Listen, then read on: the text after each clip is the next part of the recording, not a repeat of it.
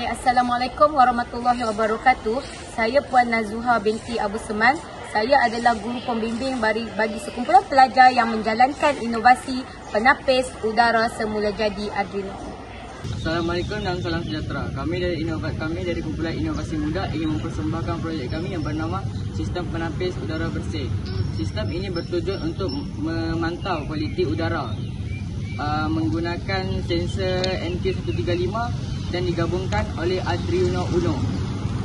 Kami turut menambah lagi sistem pelapis seperti arang aktif, kapas dan kain mikrofiber.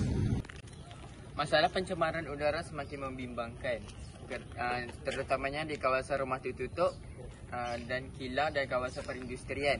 Malangnya alat pemantauan semakin mahal dan kurang mampu untuk dimiliki. Masyarakat juga tidak menyedari tahap pencemaran udara yang mereka hadapi setiap hari sangat membimbangkan. Sistem penapis udara bersih. First, kita ada botol plastik. Second, kita ada kain microfiber. Kemudian kita ada arang aktif. Seterusnya kita ada sensor MQ135 yang digabungkan dengan Arduino Uno. Kemudian kita kipas dan akhir sekali kita ada kapas.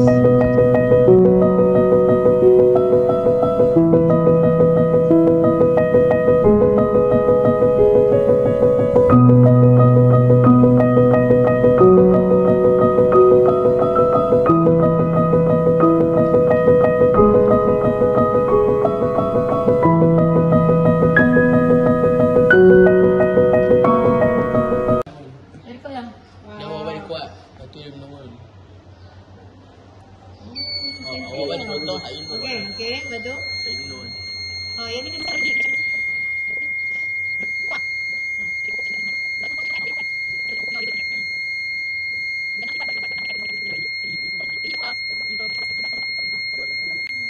Lambat sikit lah. Masa dia semua ni berjaya kan nah. Dia berjaya.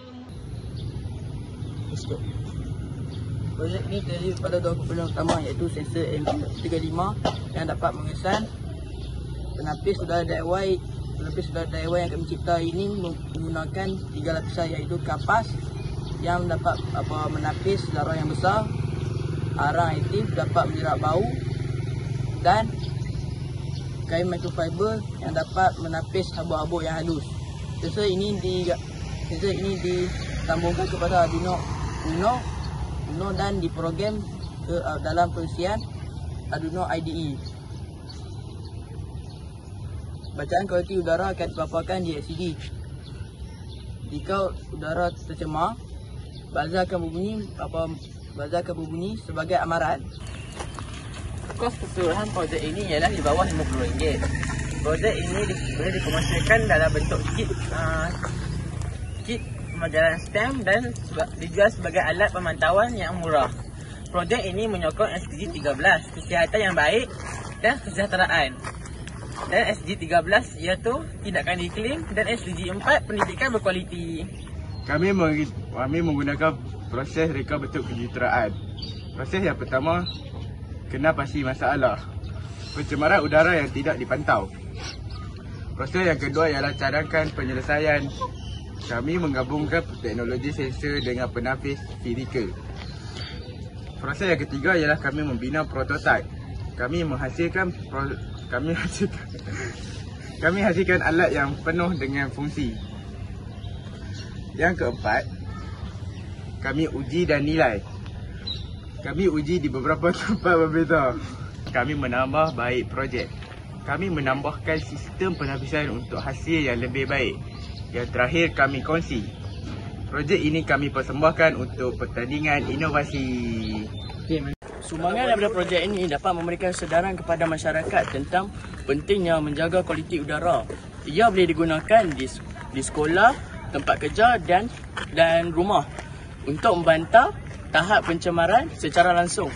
Penapis DIY yang digunakan juga mesra alam dan kos rendah, sesuai untuk komuniti luar bandar dan sekolah. Terima kasih kerana telah menyokong inovasi kami. Udara bersih, hidup sihat. Hasil projek sistem penapis udara bersih kami. Sekian, terima kasih.